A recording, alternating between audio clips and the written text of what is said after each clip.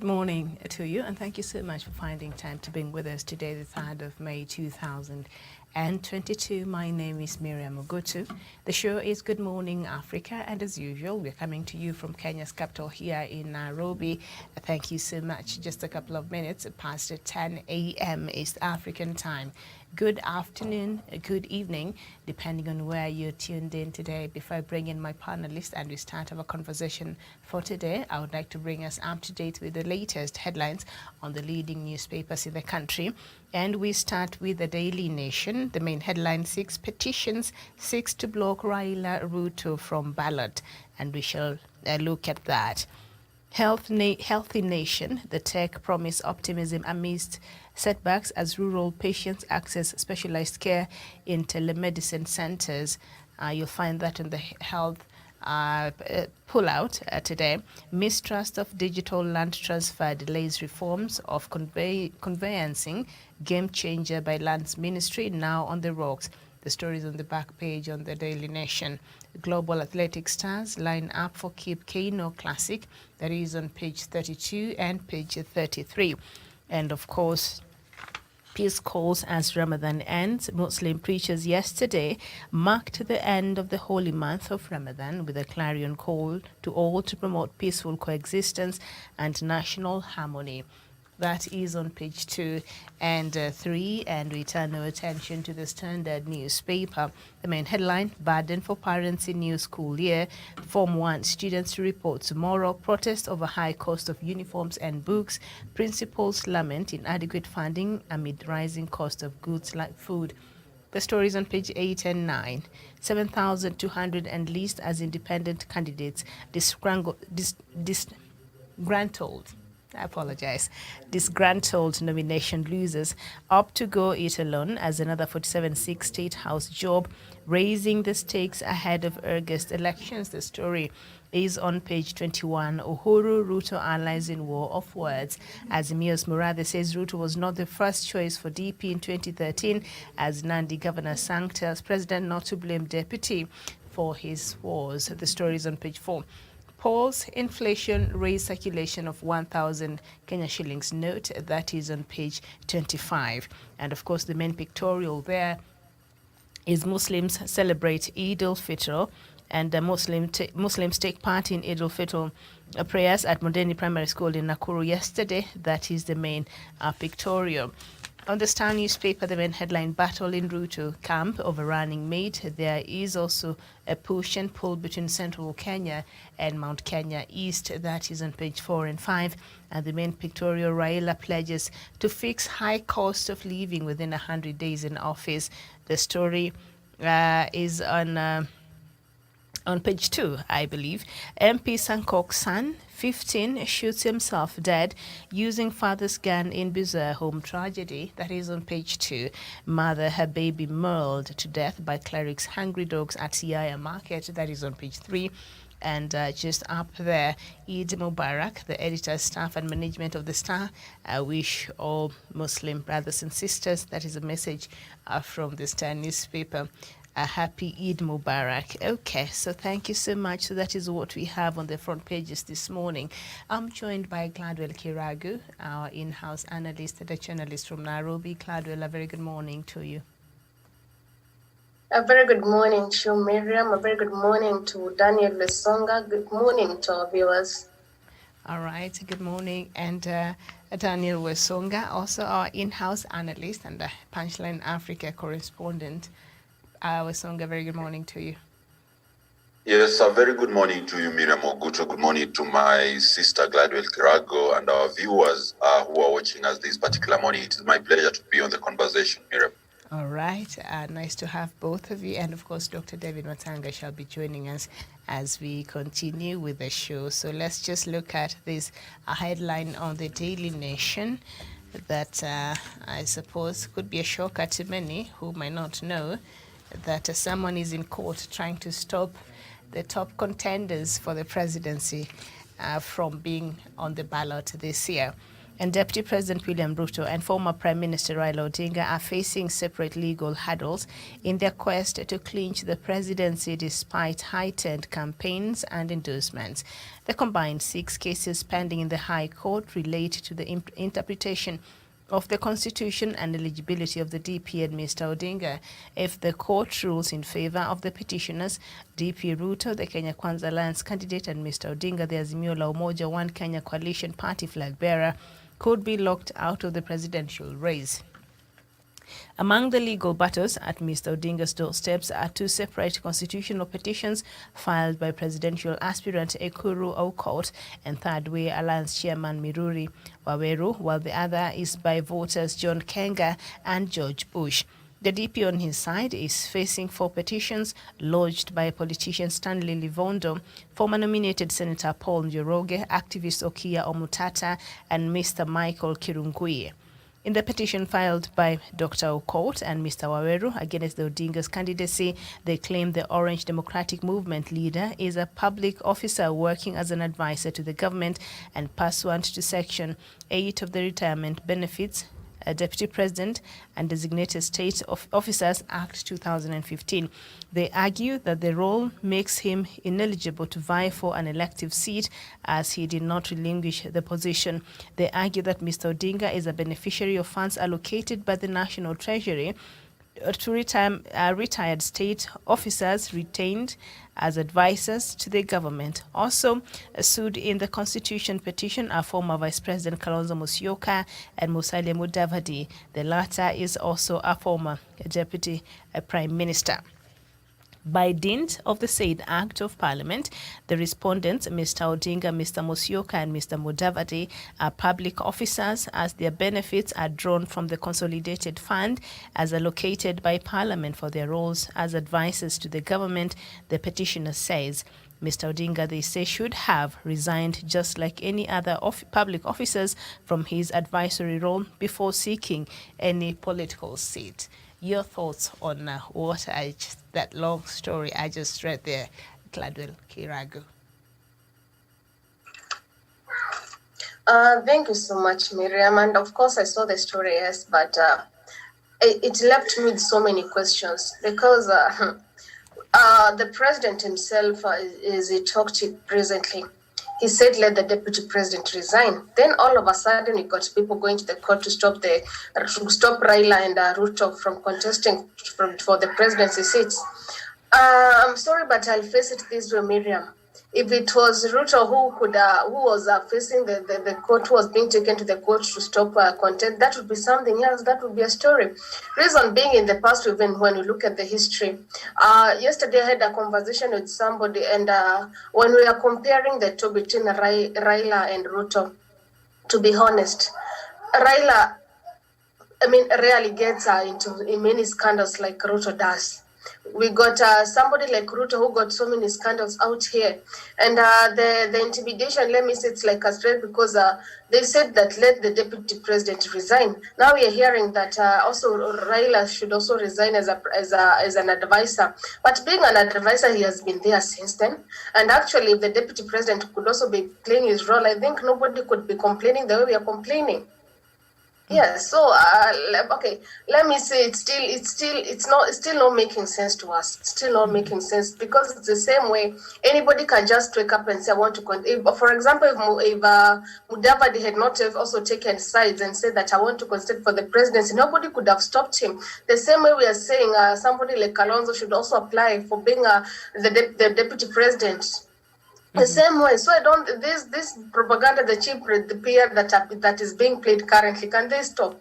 We're in the face of the country is not well shaped up. So can they stop adding other burdens to us as Kenyans? Because at the end of it all, it is us Kenyans who are suffering. Can they give us a straight way forward, starting with the IEBC? Can they first streamline what is important? Leave the rest alone. They will shape themselves up. Yeah. And just before I move on to Daniel and perhaps get in some information of the rest of the story, what do you make of the timing of this petition in the courts right now at this point in our election preparedness? Yes, Miriam, that's what I'm saying. We are only 3 months to elections. Where were they? Why did they come up with this petition like years ago? We are just only 3 months. What are they trying to show us? Or what are they trying? What are they trying to do? Because 3 months, we're just 3 months, Miriam, to be honest, to the election. Somebody like Ruto has been campaigning for the past 4 years. Somebody like Raila has also been contesting for the same. Why? It's like Miriam, when you're about to get a particular job, I come and say, no, you can't fit for that position. Yet the advertisement had been there for so long. You had interview for the whole time. Then all of a sudden, when you're almost getting there, just come and say, no, you're not fit. Where was I? I mean, where was I to say that you're not fit for that position? So can they stop this cheap PR that they're playing along? And finally, as I'm saying, Miriam, it is not these people who will suffer. It is us Kenyans.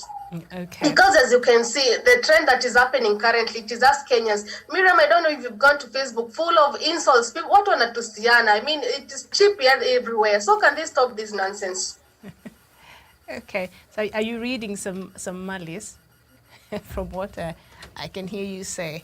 You think this petition is malicious? Yes, it is, and it won't do us any good anyway. Okay. All right. The petitioners argue that the mock swearing in of Raila Odinga, remember, on January 2018, they're saying the mock swearing in amounts to treason and want Mr. Odinga barred from vying for the presidency until he is cleared of the allegations.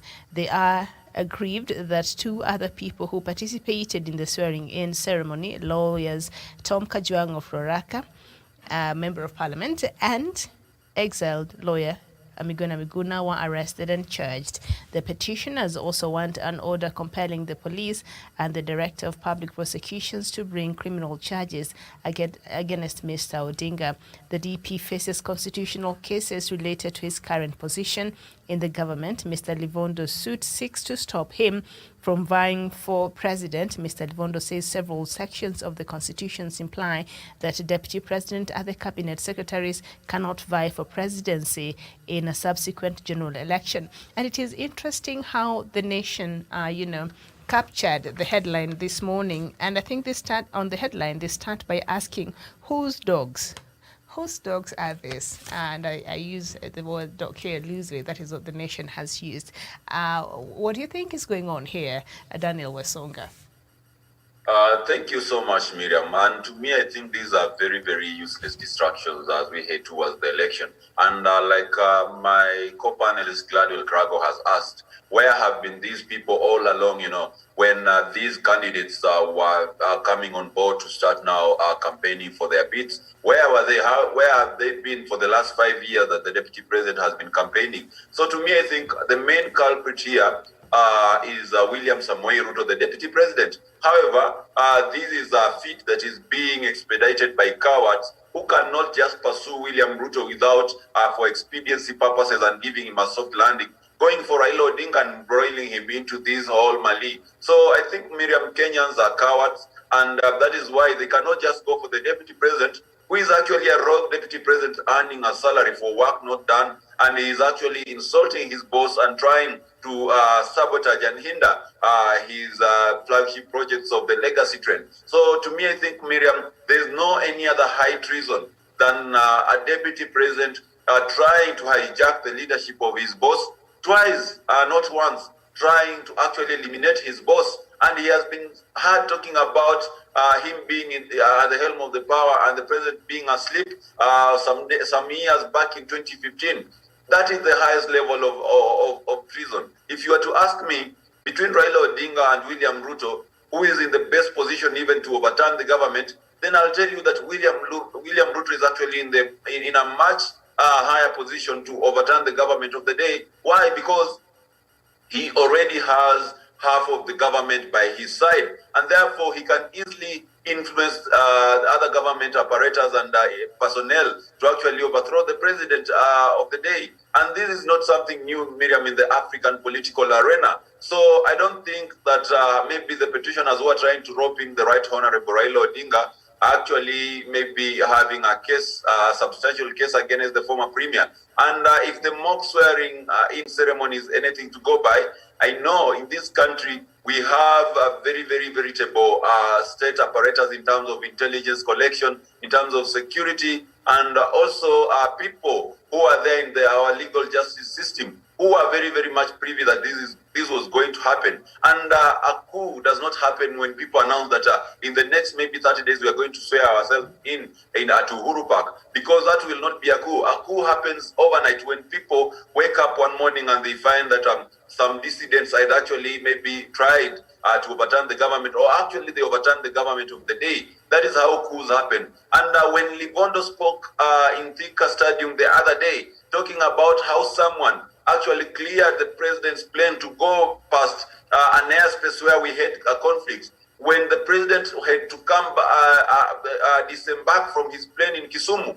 Now those are elements of coup d'etats and actually treason that we are talking about. When someone clandestinely tries to actually put the security of a sitting head of state in jeopardy, then that is actually a coup d'etat in progress. And that one we have seen in Rwanda, we have seen in many other Western African countries, we've seen even in Europe, we've seen in Middle East and across the world, where presidents actually are assassinated through flights and, many other things. So to me, Miriam, I think the petitioners need to find something useful to do with their time. Mm-hmm. And if they could not petition William Ruto to resign and vacate office in the past 5 years that he's been campaigning, whereas the president has been working for the people of Kenya, only for them to come out less than 100 days to the general election and try playing the politics of optics here in, with the resources that they get from NGO money.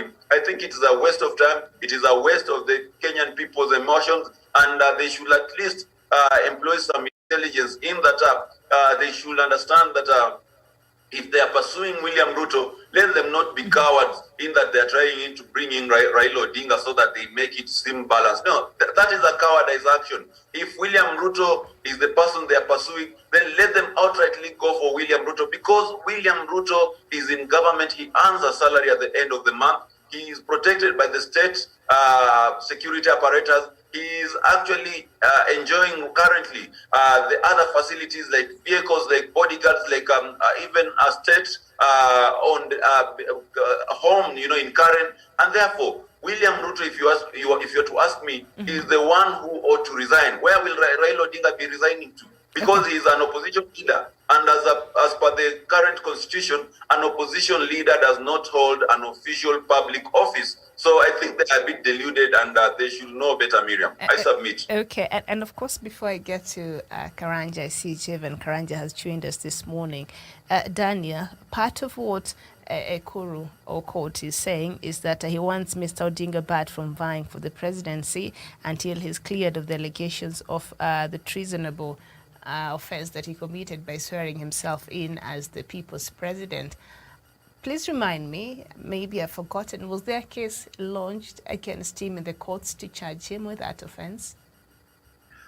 Miriam, I think Akuru Aukot was the chairman of the committee of experts, the people who were able to sit down and draft this new 2010 constitution. However, sometimes I think as a chairman, sometimes even the law that he sat down to draft with other members of the committee escapes his own conscience and his own mind, in that he brings in bogus arguments and clauses of the constitution that are not actually there. And like you say rightly, Miriam, there wasn't any case against the Right Honorable Raila Odinga. I understand that we had a few individuals like TJ Kajuang, Miguna, and many others who are maybe accomplices to that, who are taken to court. They were arrested and charged, yes, but I don't remember any charges brought to the name of Raila Odinga, which a case that is still pending in the courts over this matter. So when he's asking for Raila to be cleared of this allegation, you're cleared if at all there's a case against you in the courts. Is there such a case?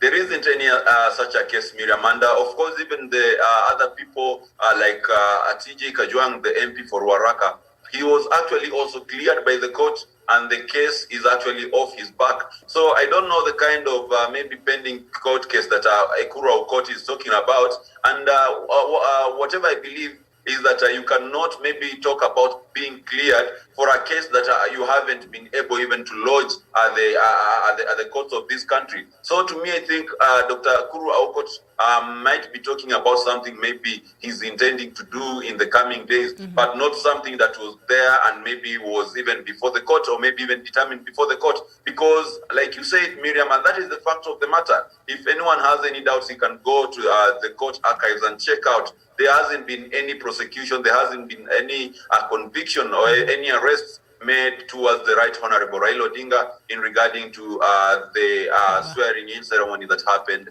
at Uhuru Park some years ago. So to me, I think in our country, we have people who take NGO money, and because once you take the NGO money, you have to bring results back on the table. They act based on hysteria and delusions. And even sad enough is that some of these people are very, very serious people in the field of law who should be knowing maybe matters concerning law much better than even the laymen who are the majority supporters in the political arena. But unfortunately, these are the same individuals who fail us, and they try to push the country to play into the public gallery and into the theatrics of the day. So I think these are just smoke screens that are coming before the election, but I don't think something significant is going to come out of it, Miriam. I submit. Very well, thank you. Now, the DP is facing another battle launched by Mr. Kirungia. The petitioner claims Dr. Ruto is ineligible because of an alleged crime he committed under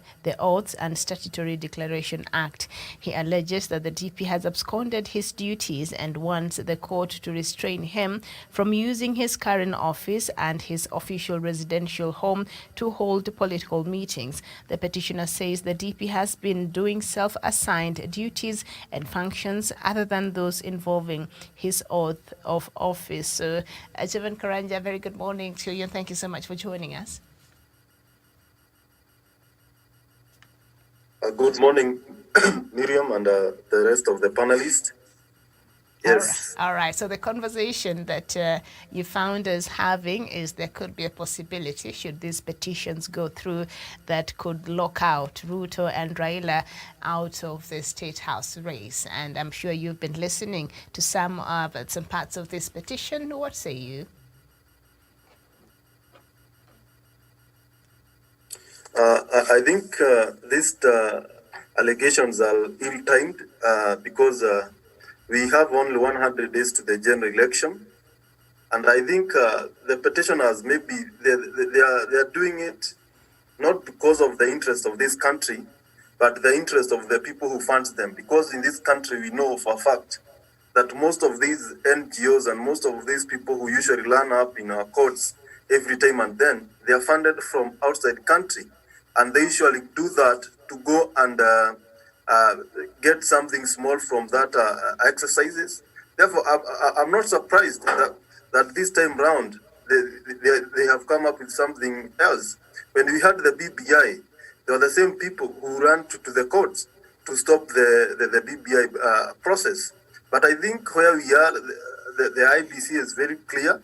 They have already cleared almost 44 people to run for the presidency as independent candidates, and I'm very certain that Honorable Raila Odinga and the Deputy President William Ruto will be cleared by the IBC to run for these offices. Therefore, at the end of the day, Miriam, IBC is the one that is mandated to clear these individuals, and if in a case the courts feels otherwise, then it will depend with the magnitude of the evidence or the magnitude of the case that will be presented to these courts of law. But these allegations that the former Prime Minister committed treasonable exercise, why was he not allowed to a court of law then?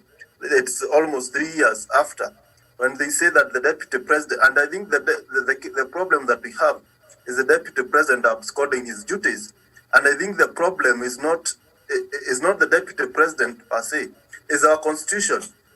And that is why we usually have a problem with some of these articles in our Constitution, because there's no clear duty of a Deputy President. There's nothing that is in the Constitution that the deputy president is supposed to do, apart from deputizing the president and being a principal assistant. Therefore, we need to understand what is the roles of a principal assistant, because as we speak, Miriam, there's nothing that we can hold deputy president accountable for, because there is no ministry that he oversees. There's nothing that is under his office that he's supposed to do that is in public, apart from the duties that have been delineated to him by the president. Therefore, if the president fails to do that, the deputy president will be left free to go around the country, getting salary and doing nothing for the people of this country. I think the constitution and those people who are going to the court, they need to seek also interpretation in some of these loopholes that we have in our constitution, so that it will be clear. This is what the deputy president is supposed to do. This is what we should hold him accountable for, to avoid all these accusations. Because if they say that the deputy president and his lawyers will have something else and a very different interpretation of what they are saying. Mm-hmm. But the deputy president's functions are contained in the constitution. His functions are very well much spelled out in the constitution, and I think even Deputy President Ruto himself will agree with that, because that is what he said a couple of years ago when he was speaking on an interview in the BBC Hard Talk, and I think we played that video here yesterday, Jevan, you're not present, after President Kenyatta, I think, appointed C.S. Matiang'i, because I think he said the deputy was, politicking early. He started early politics. Remember, President Kenyatta had an issue with that, so he appointed C.S. Matiang'i to, to lead his these ministries, and essentially some of the functions were transferred there. So he was being asked, does this worry you? Do you feel sidelined by that move from the president? And the DP himself said, no, my functions are contained in the constitution and nobody can take that, and this committee reports to me and the president. Those were his words a couple of years ago. I don't know how true those words are today. But separate from that matter, just below that story on page 4, there is also another story just down there. Judge orders DP Ruto to answer claims he is in office illegally. The High Court has directed Deputy President William Ruto to file a response within 5 days to a suit seeking his removal from office and eviction from his official residence in Karen in Nairobi. Justice Hedwig Onguti fixed hearing for May 19th in the case filed by Mau Mau war veterans. Justice Onguti heard that the DP had acknowledged receiving the suit papers. The war veterans want the court to remove the DP from office, alleging that he has abandoned the government and joined another political formation, the United Democratic Alliance UDA.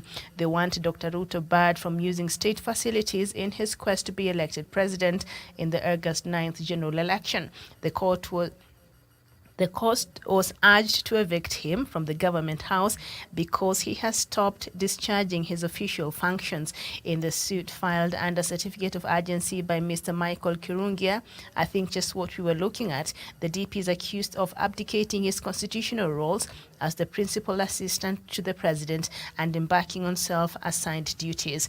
And Gladwell Kiraga, I don't know how you feel about this, but before you answer that, there's something that, Jevan Karanja point that he brought up, and he said, part of DP's functions are given from the office of the president. So if the president is not delegating any duties to the DP, you can't again partly accuse him of not doing his job. So this petition, does it hold any water? Gladwell. Miriam, as I said, some of these things that they are bringing up now, I think it is too late. Because, for example, the deputy president has been campaigning, let's say immediately actually after he got the position of being the deputy president, he has been campaigning. So when he's just only 3 months, we're only 3 months to election, why are they now feeling that now he's now using the state facilities, something he has had the privilege to enjoy for the past 4-5 years? For the past 4 years. So now they just want him out. Now they want to evict him. Wacha amalize term yake aende. That is what I can say, because some of these things should have been done before. Because he has been enjoying the facilities. So 3 months, the 3 months away election, I mean, it won't make any difference. Wacha amalize aende. That's what I can say. Some of the things, and to the next government, some of these things you should act immediately. Not when the things are, Well, not when you're almost doing something, then all of a sudden you start to saying that we should have done this, we should do this, we should. No, it doesn't work that way. It's like, Miriam, you've been in that position for long. Then all of a sudden I start coming and saying, no, you should be doing this, should be doing this. Where was I? Why didn't I not point it out immediately when you were put into that position? I mean, some of these things at the moment, they're not making sense. Okay. Very well. Daniel, judge orders DP Ruto to answer claims he is in office illegally, and the suit seeking his removal from office and eviction from his official residence in Karen, and the hearing is fixed to May 19th. So, soon we shall hear what the courts have to say. I don't know, what's your thoughts on this? Miriam, I think I will just re-echo whatever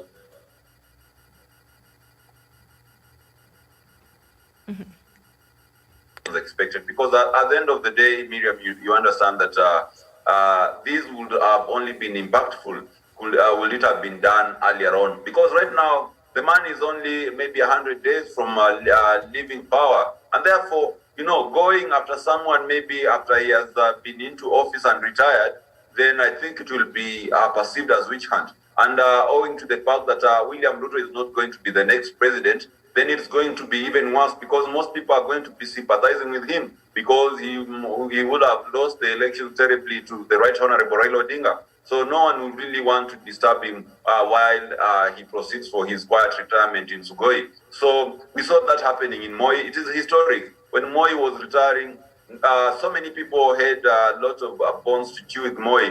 But once the elections were declared and Mwai Kibaki had gone, actually most Kenyans and most people, even in the political class, chose the route of reconciliation and redemption. And that is why we saw Moi going away for a peaceful retirement. So I believe this could also be the case for William Ruto. But perhaps maybe other corruption case scandals could maybe still follow him. Anything that he grabbed while still in office, they should. It could still maybe haunt him, because some of it is not likely is not even does not belong to the government of Kenya, but other private individuals. You remember the land that belongs to Adrian Muteshi, and that is only one that came to the fore. What about the other property that he has been able to grab during this 10-year period that we are not told about? So to me, I think suing William Ruto so that to force him to resign when he's at the tail end of his term, I think it is not worthwhile. It will not bear any fruits. So it's just a waste of time. But one thing we should do, maybe perhaps for anyone who is aggrieved against William Ruto, should actually make sure that we vote him out unanimously in 9th of August, and we make him go to Sugoi without any question and without any kind of remorse from ourselves. But right now, maybe the most we can call upon him is actually to resign willingly. Let him resign. Today in the morning, I've been reading the response of Jaramogi Oginga Odinga when he felt that the government had curtailed his mandate, and he was actually sitting in an office where he does not have any work to do. And I was comparing vis-a-vis with whatever response William Ruto gave. And remember, this is not a scenario where the president actually curtailed his mandate, but the deputy president himself, being a rogue deputy president, embarked on premature campaigns and ignored his boss's calls to accompany him to accomplish his legacy. Dr. Masanga has been detailing the legacy trend and how the president has been delivering on mega projects. Where has been the deputy president to accompany him, to give ideas, to infuse the bottom-up narrative into those ideas, so that we have very, very well-knitted projects that reflect the diversity of the presidency? He has been nowhere, Miriam. So to me, I think the best thing, maybe he resigns by will, but now some few misplaced activists coming and saying that they are going to court to force him or eject him out of office. Where were they in the last 5 years when the president was crying out that his deputy president has become errant and he's tangering out there without helping him in his duties? Where were they? That was the best time. They would have gone out there to file a petition, to lodge a petition, collect signatures, and go to the judiciary and say, we have this guy here who is not actually helping his boss to work. He has no mandate, whereas he's collecting a salary for work not done. They should have done that earlier on. And therefore, Miriam, I think only only 100 days to the end of his term, it's not going to work. It's not going to reflect. You know, he has already squeezed the juice out of the deputy presidency, and he has taken everything good that will come from that particular position and from the government accruing to that position. I submit.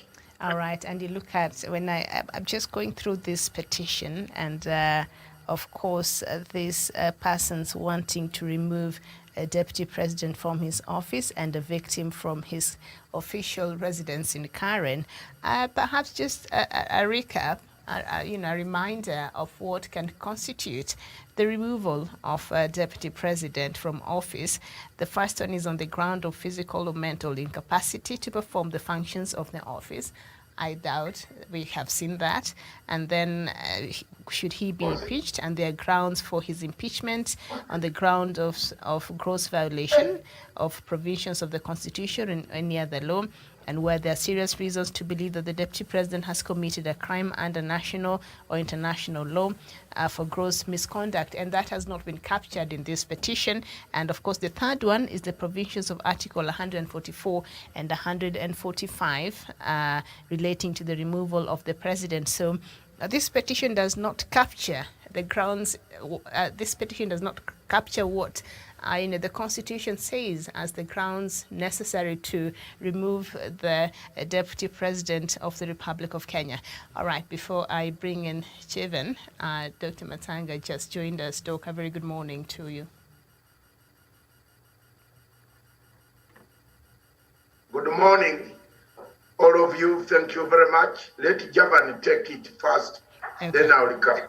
All right. So, Javan, your thoughts on the High Court now has directed Deputy President William Ruto to file a response within 5 days to a suit seeking his removal from office and eviction from his official residence in Karen, in Nairobi. What's your thoughts on that?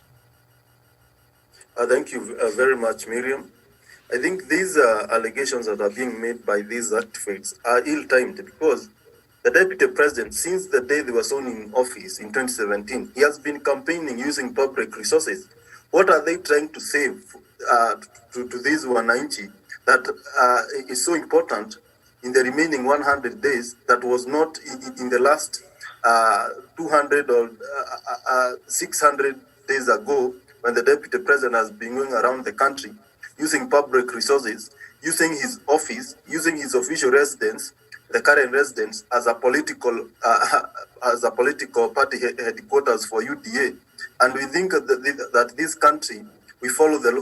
I think we have a problem generally, Miriam, in this country, because what stops the government or those people who love the president, who love President Uhuru Kenyatta, from prosecuting the deputy president or from removing him from the office because he has no work to do. He is busy sabotaging the president. He is busy insulting the president, belittling the president. And there's nothing that has been done for the last 4 years, apart from few people who have tried to answer the deputy president in different political rallies. I think this country, we need to have, and that is why I'm saying, the constitution need to be very clear on what the deputy president is supposed to do. And in case of a fallout with his boss, what is the necessary measures that should be taken in place to avoid the kind of scenarios that we have today. Because if we don't address these issues, even the next government, in the next dispensation of leadership, those who will acquire office after President Uhuru Kenyatta, we might see the same scenario or worse, because the deputy president will be very confident that there's nothing that will be done. Even if I sabotage my boss, there's nothing that will be done. Deputy President William Ruto was there, and there was nothing that was done. In fact, he gained more popularity, he gained more support from the kind of activities that he does. He does of sabotaging his boss.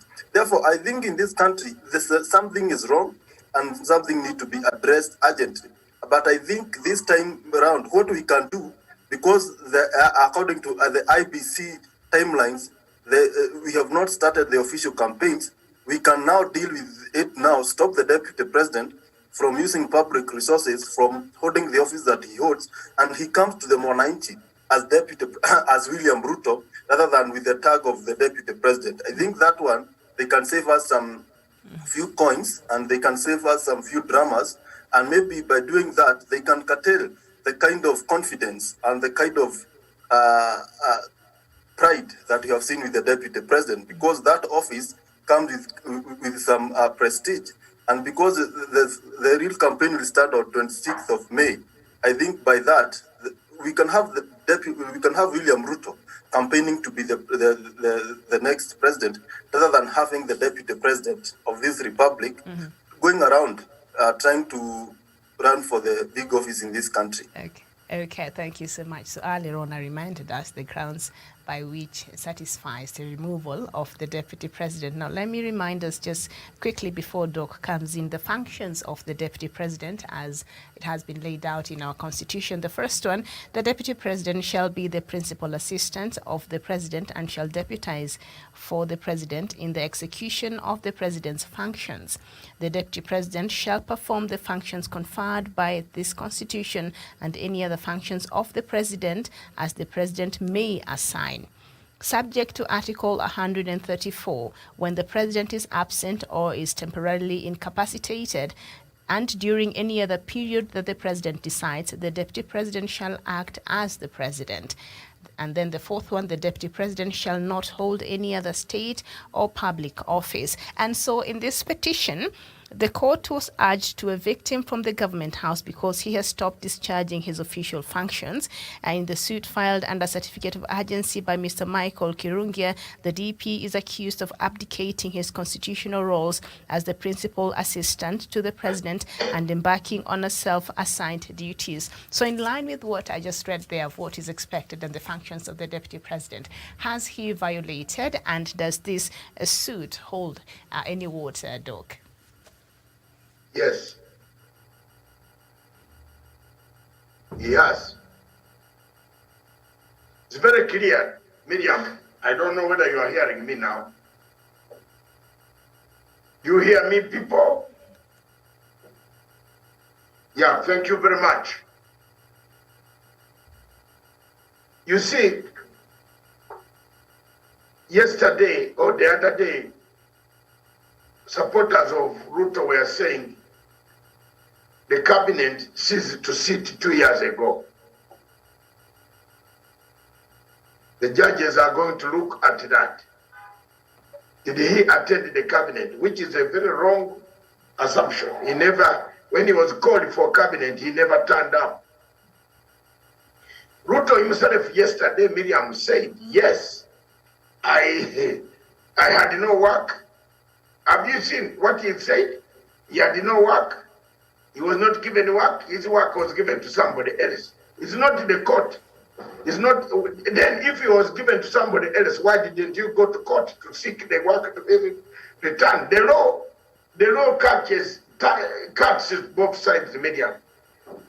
The law does not cut only one side. Therefore, if this was removed from you, where did you go for redress? Whom did you alert? Where did you write and say, my work has been removed, I have nothing? You continued as if you are still in the office. So you continue to abrogate and destroy each and everything that you can use as your defense in these circumstances. So it is very clear now. It's very clear now that the DP admits that he was not in office. He has told everybody. His supporters are saying, we left the government for them, there's somebody else entered the government. You know, the judges are also living human beings here. If your work has been rejected, you can resign. You have an option to resign. You are not working. Did you go? Okay. If you are working, did you go and draw the money? If you are not working, how much money have you drawn from that time?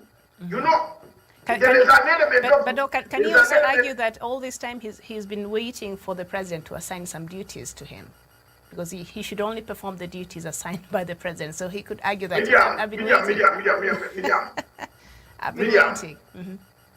William, legally, you can't argue that way. That's what the Constitution says. No, but you can't argue that I was waiting for the president to assign. The president said he assigned. He called meetings for one of the duties is for you to attend the cabinet. The president will produce. You think these people who went to court have not got those documents? They have got documents from State House. How many letters they have written? When the COVID-19 struck, the deputy president did not accompany the president to address the nation. The deputy president went further and picked the speech of the president and tried to plagiarize it at his doorstep. Miriam, you have forgotten that scenario? Everybody saw that. So how many years are those? 2020. When COVID struck, the man was plagiarizing the speech of the president, pretending to be a president. He had been told by these younger boys who run around for handouts that don't go there. The cabinet sat. The head of the committee sat.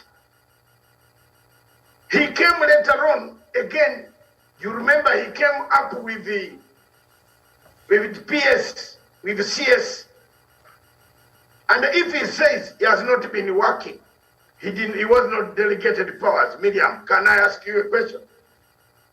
There's a time he met governors. What was he meeting governors in the office for? And he met them in his capacity as the deputy president. Exactly. So if he says he didn't have a letter assignment, what was he doing there? So it is a straightforward. He did not inform any legal authorities, nor did he go to court, because it's a constitutional matter. The deputy president should have gone to court and told the court that I am here, but I'm not working, and I'm earning free money. Miriam, you take a scenario where you tell the court that, hello, I'm earning free money, and I'm still today running a car, I'm eating free food. You know, Miriam, you are better than the deputy president. Can I tell you why?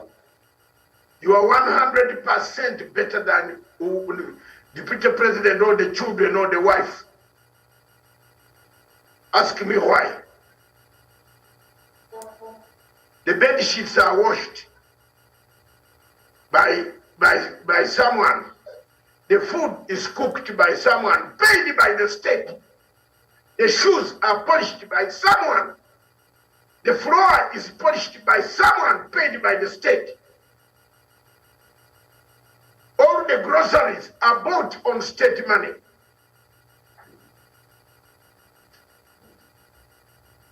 There's only one thing which is not the state, it is sleep. Because the state cannot guarantee sleep. But the state, he gives you shoes, shoe polisher, a gardener, a cook, a man who washes your clothes, your suits, a dry cleaner, which is paid for. Have you looked at the allowances for clothing, for everything? And it gives you soldiers, gives you the men on the gate are paid by the state, gives you a car, those cars, and the things, the loudspeakers on top are government. So why were you using the government vehicles if you are not working?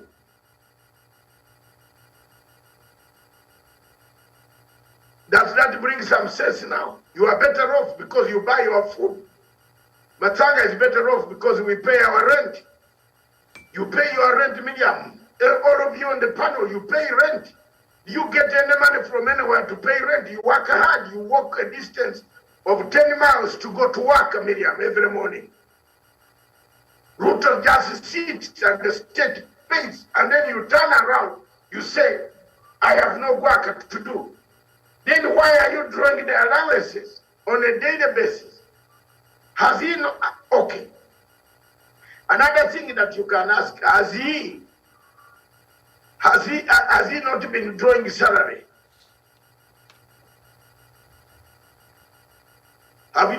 Okay, let Ruto come and say if he has not been drawing salary. He has been drawing salary. Salary has been going to his account every month. It is there. The government is there. It says it has sent the money received by the bank. His account is in Kenya Commercial Bank. I don't want to tell the account number here, but I've checked and the salary has been going through. That's all I can tell you. If you want to dispute, it's up to you. For the last 2 years, he has been receiving salary. So how is he going to tell the court that I was getting this money but I was not working and then no work was given to me? Then why were you getting the money for? Miriam, back to you.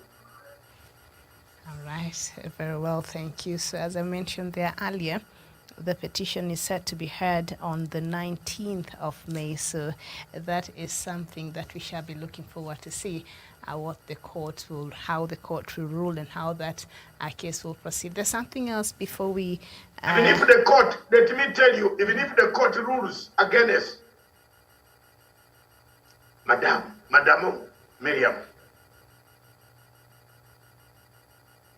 even if the court rules in favor of the DP, there will be an appeal.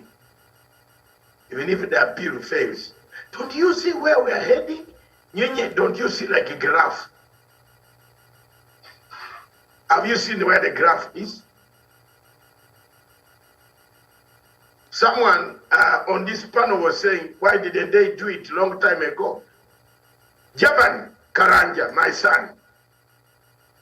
Javan. Yes, Doc.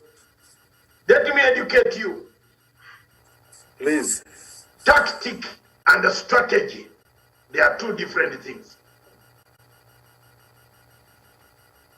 If you want to defeat Ruto, you don't use strategy. You become tactical. And the fighting medium hands is tactical. 3 months left. Supreme Court will sit. Therefore, the candidate, unless you resolve that matter. Yes. But also, third way, Doc, a conversation we had before you joined, both Raila and Ruto have cases and petitions in court to block them from being on the ballot. This August, Uhuru court is leading one team in wanting to ban yes. Raila over the swearing in. So it comes to what Matanga Graf has been saying. Daniel, can you repeat what I've been telling you? Is there an election in Kenya? Not really, Dr. Matsanga. We are not ready for the election. Thank you very much. And Doc, speaking of whether we have an election in Kenya, we could be facing another legal hurdle. Let me just bring us before we continue with the conversation, because I see we've started it already. It is becoming sweet. Yes. Continue there. IEBC suspends voter registration till March 2023. The electoral agency has suspended registration of voters until March 13th, 2023, even as it opened the voter register for verification after audit from tomorrow. Also affected are voters who want to change their polling stations and Kenyans living in the diaspora, the Independent Electoral and Boundaries Commission has said. The IEBC gives notice that the application for the new registration and change in registration of voters in Kenya and for Kenyan citizens living outside the country shall be suspended from May 4th, 2022 to March 13th, 2023. IEBC Chairperson Wafula Chebukati said in a Gazette notice dated April 28th. So this is where perhaps I'm smelling some legal problems coming in. The register will be open for cleaning up from tomorrow, and we know very well this is against the constitution requirement which requires IEBC to do this 6 months before election. So why is IEBC, and you know, when you read what the constitution says, it says it IEBC may clean up. So it's not a must. But why is IEBC seeking to clean up the register now, knowing very well it is in violation of the constitution, and this could poses another challenge that we have to deal with in line with our election preparedness?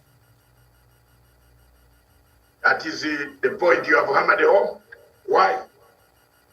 Because this thing was set to fail. Elections in Africa are set to fail. Gladwell Kiragu, yesterday we had a very serious discussion on elections. Why are you not talking? Miriam is bringing a very serious point here. What did I tell you yesterday? On Twitter space, many people were there flogged in. I don't know why Karanja is talking in this Twitter space and Daniel. This is where the arguments are. Kiragu, what did I tell you? That elections in Africa are set to fail. They are set there to fail. They are not set to succeed. They are set to create a conflict. Look at what Miriam has said. Tomorrow, you open the voters register to clean. You have suspended the voters not until 2023. So what are you talking about? People want to change from this way to that way. How are they going to change? Tell us.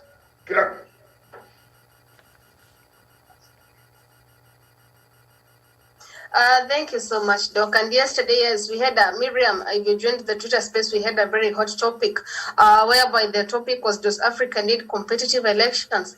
And by the conclusion of the discussion yesterday, we came to understand that elections in Kenya, what they actually do, they just bring conflicts. And again, what they do, we just misquander the public utilities, public funds. For example, what the deputy president has been doing. And that's why I'm saying, currently, when they're saying they're taking him to, they need now to relieve him of his duties, they should have done so very early, not now. Because currently 100 days, the only thing that can make him actually will listen to whatever is going to happen, and maybe they file the petition. Can he refund the money that he has been using for the past 4 years? Then from there, we can see like the case now will make sense, because 100 days and the money that he has been using, the public funds that he has been using, he can't actually refund them. The funds that could have been actually been used somewhere, and then the results be shown positively. But now what is happening? That is the time that they're saying that we need him to vacate the house. Will it make sense? And again, with yesterday's topic on the Twitter space, I'm also on elections. Doc asked a very good question yesterday. Do we really need elections in Africa? Because at the end of it all, what do they cause? Mostly violence. Well, like in Kenya, what happens, the 207, 208. Another thing with these elections, mostly they actually lead to terrorism. Because, for example, terrorism and violence, that is what he said, that is what we came to understand yesterday. And again, for free elections, actually, Africa, have we ever conducted a free and fair election? Because at the end of it all, we have parties that they never accept defeat, something which is not new to us. Also in Kenya, people don't accept defeat, and mostly the ones who complain, actually, we know there has been rigging in Kenya. So I think more so to the IEBC, can they postpone the Kenyan election currently? We need a peaceful election. Our economy is still wavering, so we don't want more burdens in the Kenyan shoulder. Yeah. Mm-hmm. All right. Daniel, IEBC insisting on going on starting the voter cleanup of the register tomorrow, and we know this is contrary to the constitution. I think some about 2 months ago, Chebukati had said he will consult with a government legal advisor, that is the Attorney General. I don't know what advice the Attorney General gave him, but nevertheless, they're starting the process tomorrow against the Constitution, while the Constitution actually gives him a leeway. The Constitution tells him he may, the Commission may clean up, but it's very clear that if that should happen at least 6 months before elections. So why is he doing something that is already legally not okay? Miriam, Chebukati has been on the path of bungling this election, and whatever he's doing right now is just trying to save face. Since he knows that if anything goes wrong about this particular election, then he's going to be held liable. There are things Dr. Matsanga has been talking more than 3 years ago, if I could remember very, very right. And amongst them was Wafula Chebukati and IEBC. And these are the things he talks about even before the BBI bill came into the limelight. And therefore, me, from my end, I really wonder why we had to actually wait until this particular time for us to be able to start now talking about cleaning of the voters register. So I don't think maybe perhaps now it is the right time that maybe Wafula Chebukati has deemed very, very wise on his own end to be able to clean a voters register, which has not been cleaned since 1997. We are having dead voters in the register. So many of them, people who have moved out of the country, people who have, there are a lot to be done in that register that cannot be only done 100 days to the election. And let me tell you, Miriam, some of these blunders that Wafula Chebukati is doing could just be used as a basis of, again, overturning a presidential election come August this year. Because an election is not a one-day event. Rather, it is a process. And if any stage of this particular process is flouted, then be very, very sure that it actually raises the relevant legal, basis for someone to move to court and be able to actually put up a very, very strong case against the IEBC, and that this might actually end up in what we saw in 2017, a very, very unfortunate situation where Kenyans are dragged back to maybe conducting another election at their own cost. And the country right now is grappling with the ravages of COVID-19. We have the war in Ukraine. So to me, I think this is an extravagant blunder that Wafula Chebukati is trying to bring on board. And if you are not careful, we might not have an election, Miriam. I submit. Okay. Chevan. Thank you very much, Miriam. And I think in this country, and we should ask ourselves, when did we have a free and fair election in this country, so that we start thinking that in future we are planning to have one? Miriam, in this country, we know the kind of election that we've been having, shambolic elections, elections that are unverifiable, elections that are not free and fair. Therefore, Miriam, the IBC is just doing a norm of what have been done by previous holders of that office.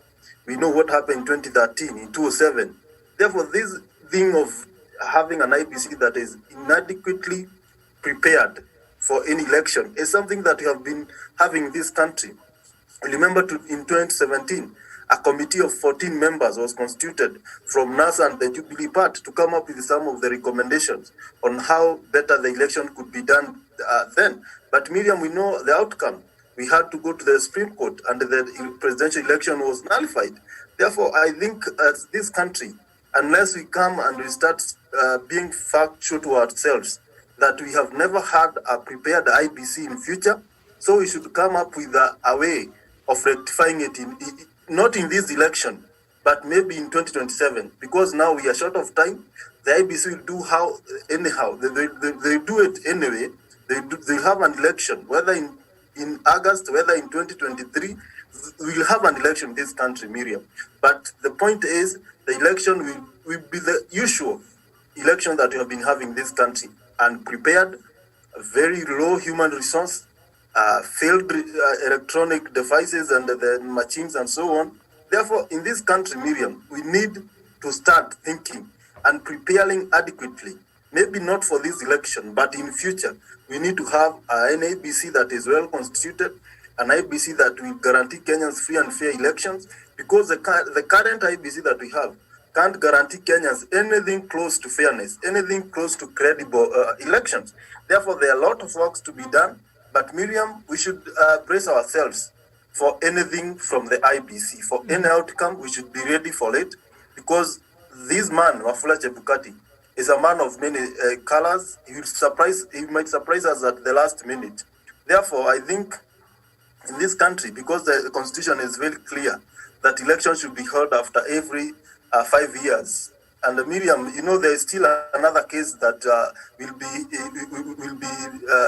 List, I found it to be made on, I think, 19th of this month, where the former senator of nominated Senator Joroge has also taken a case in court, where he is arguing that the next general election, the possible time that we can have a presidential election in this country is August 2023, because he is arguing that the term of president goes for 5 years from when he was sworn in office. And Miriam, when you go to the constitution, that is what it says. And President Uhuru Kenyatta was sworn in office, not in August, but around November, October there in 2017. Therefore, the possible that we can have an election is November this year. And the constitution says the election must be on Tuesday of August. Therefore, the Tuesday of August that we have from his argument is 2023 August. Therefore, there are a lot to expect, and we might have a surprise from our courts. Maybe, as Dr. Masanga has been saying, that we might not have an election this year. Time might vindicate him very soon. Okay. Thank you. Now, according to the Elections Act 2017, the IEBC is required to conduct an audit of the register 6 months before the general election, a period that has since elapsed. The Commission may, at least 6 months before general election, engage a professional, reputable firm to conduct an audit of the register. And I think right now, with 97 days to go, tomorrow it will be 96, I think KPMG will be tasked with that illegal. It is illegal. It's outside of the law. It is illegal illegal. Duty. It is illegal. It is illegal. It is, look, don't miss your words. It is very illegal. What we are doing here now is an illegality. There is no election here. No election in Kenya. It's an illegality. You are doing it on an illegality. When the court comes to surprise you, and you will say, all these cases that are being filed now, they are being filed and they have to end in the Supreme Court because they touch the presidential election. It's the Supreme Court that can say, yes, we agree or we don't. This is the opinion. And this is going to take time. That is one problem, internal. External problem. We have Interpol chasing Ruto and the family for having violated so many things. So Ruto is most likely to be picked anywhere, on a flight, anywhere, for questioning. Don't ask me why I'm not DCI. Neither do I work for DCI. But if Interpol has got a red alert and your name is suspected on red alert list, if you go anywhere where you present your passport, you must be questioned.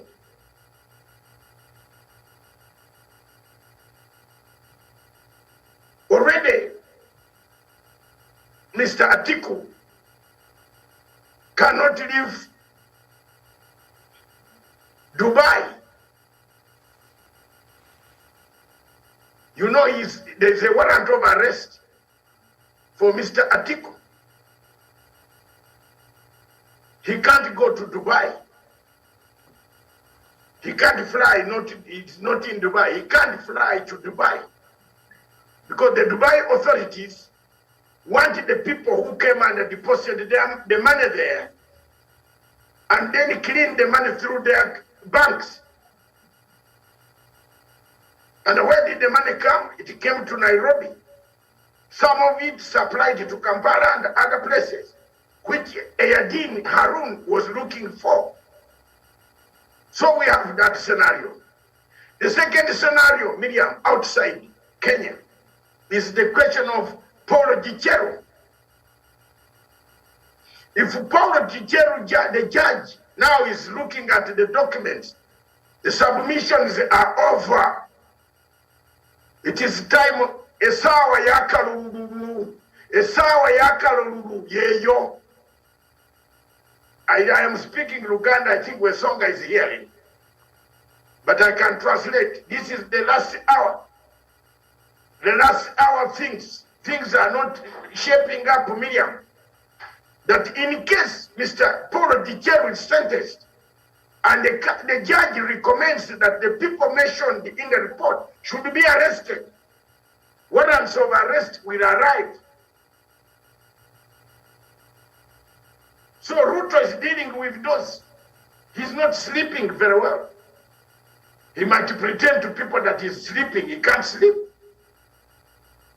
You see, the actions that you plant bear fruits after some time. If you have planted an apple and you expect an orange, it is impossible.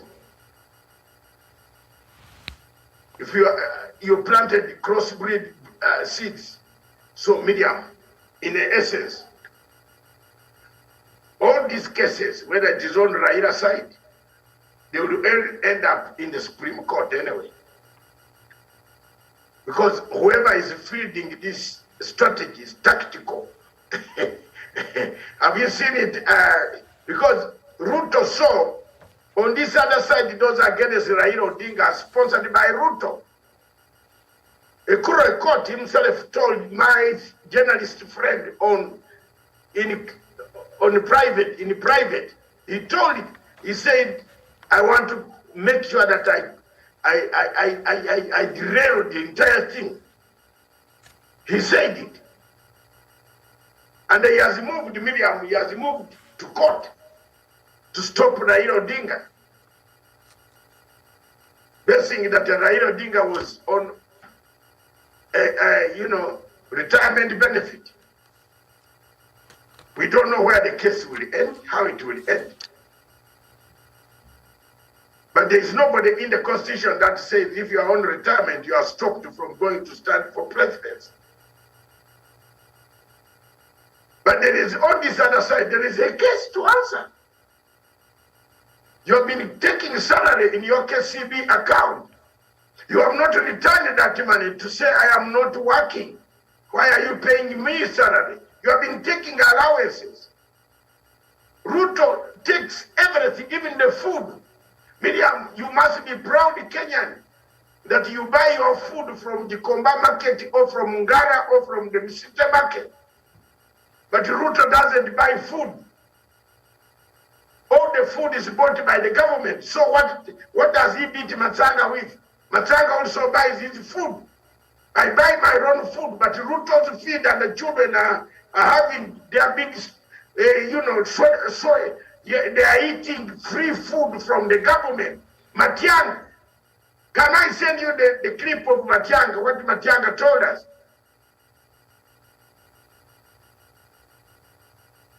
Stephen, you have what Matianga said. There is a clip there. Everything is government. Then you turn on the same government and say, this is a very bad government.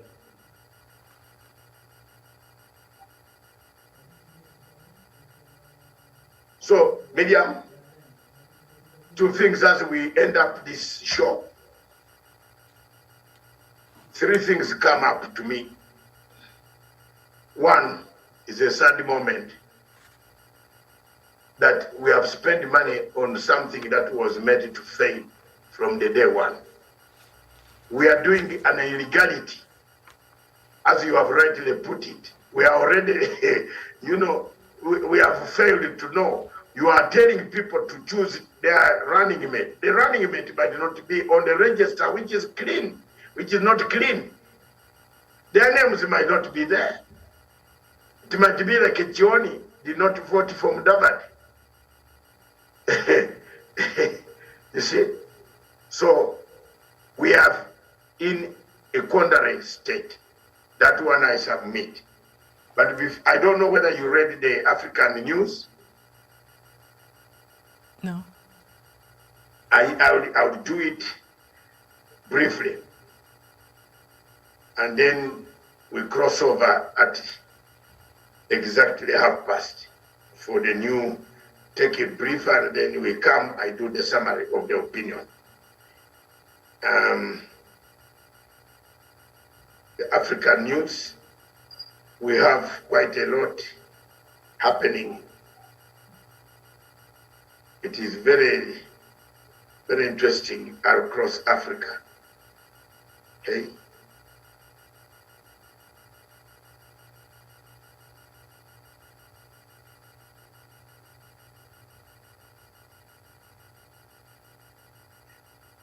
The Independent in Britain said Ukrainian refugees forced into overcrowded homes.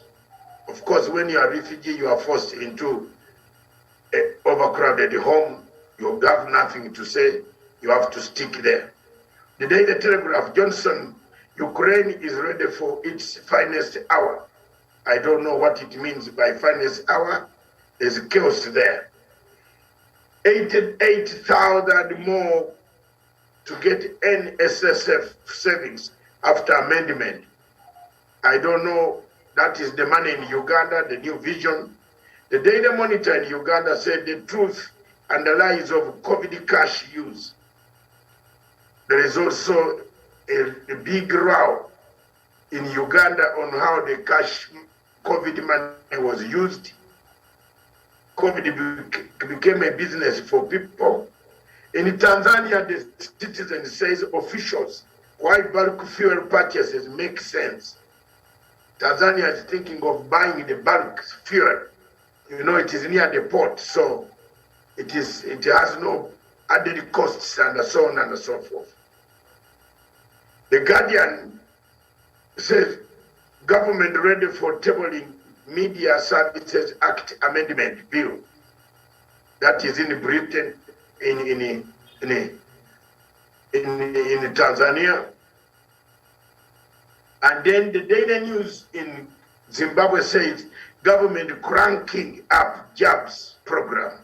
I think cranking up, they are mixing up, they are doing some, they are trying to start something. So Daily News, then the Newsday of Zimbabwe, we don't eat empty promises. Yes, indeed, everywhere, empty promises. In Kenya, people are being given empty promises. You are right. Then the Nation of Nigeria said terrorists use captives as human shield, says Buhari. Of course, you should have known that, Mr. Buhari. There's no need of repeating that. You are wasting time fighting the terrorists. Then the Punch.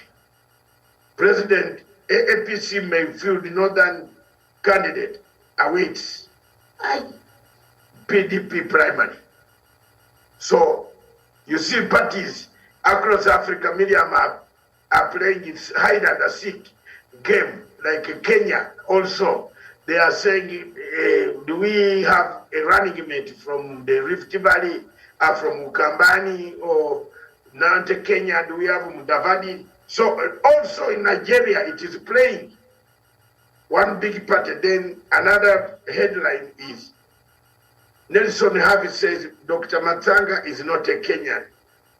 These Kenyans are not referring, which Kenyans are you referring to? He is asking the Daily Nation and TV, which says Kenyans asked DP Ruto to learn from Ugandan counterpart Jessica Arupo.